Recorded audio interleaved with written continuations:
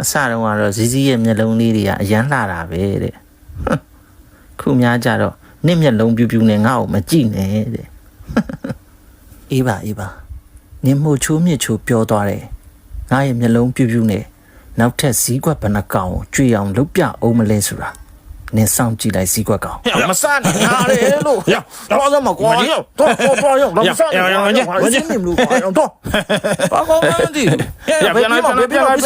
နော်ဟောရောနေရပေါက်သွားပြီကောင်းတယ်အမမင်းဆက်ဆက်လုပ်ထားငါပြောတယ်မလုံနဲ့တော့လို့ဆိုမင်းတိုးနာကိုနောက်ကနေပြီးတော့ငါစတဲ့ဟာကိုမှတ်တော့တာငါတွန်းနေတော့ဖြစ်ရတယ်မင်းအရှိလို့မလဲတော့မသိတော့ဘူးပြောတယ်ဆက်ဆက်လုံးမထားနဲ့တော့လို့ပြစ်ပြီဘာနဲ့ဖာကြမလဲဖားနေနဲ့တော့ဒီတိုင်းထားလိုက်တခင်ပြန်လိုက်မင်းလောက်တာလို့ငါပြောလိုက်တော့ဟောရော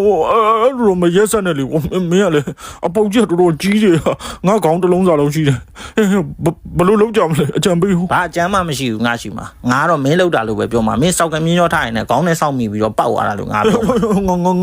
ငါတော့ပုံမချနဲ့လေမင်းလည်းပါလေမင်းတွန်းလိုက်တာလေမသိဘူးရောငါနဲ့မဆိုင်ဘူးဒီအပေါက်ကြီးကမင်းနဲ့ပဲဆိုင်တာမင်းမရှိငါနဲ့လည်းမဆိုင်ဘူးငါနောက်ဖေးမှာသွားနေတော့မှာငါနောက်ဖေးမှာနေနေတာလို့အိမ်ရှိကန်နဲ့တော့မ